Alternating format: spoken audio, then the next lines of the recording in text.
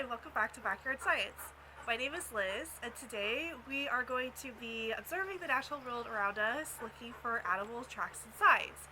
So I'm actually back out in my backyard, and I really wanted to kind of focus on this stump. So as you can see, this is a pretty old stump. It's been here for maybe 15 or 16 years, and over time, lots of different creatures have visited it.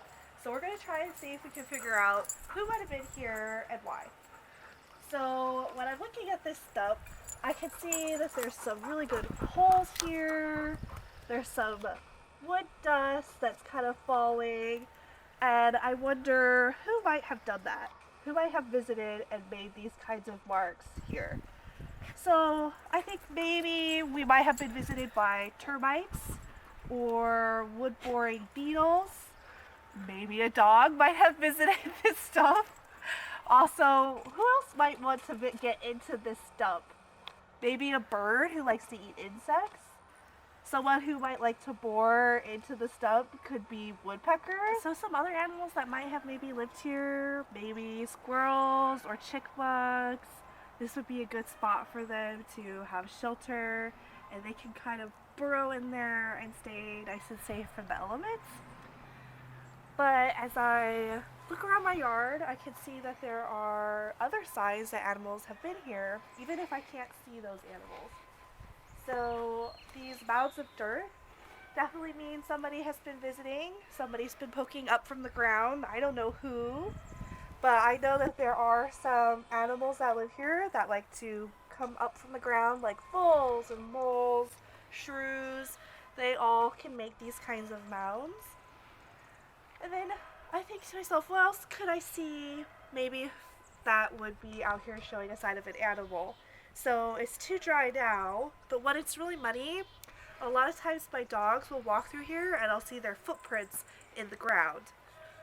They also can leave other types of presents to let me know that they've been here. So you might see scat, maybe from your dog or your cat, or from other animals in the area that would show that they've been here, even if you can't see the animal itself.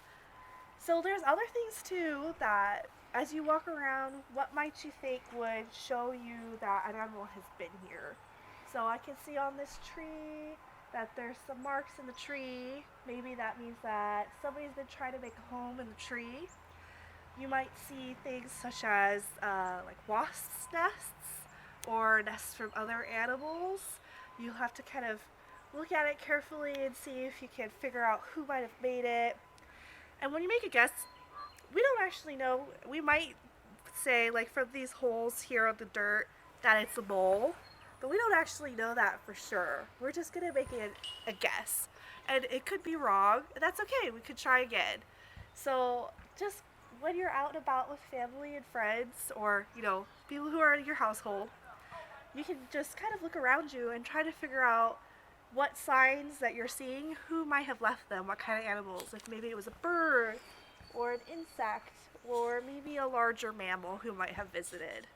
Okay, so just to reiterate, these are some of the other animals, tracks, and signs you can see in around your home or in nature. I'm not going to talk about them in too much detail right now, as I believe we'll be doing a more in-depth video in a few weeks. So if you're interested in this subject, keep an eye out for that. But as you can see, there is a wolf track print in the left-hand corner, similar to what you might see your dog leave behind when they walk.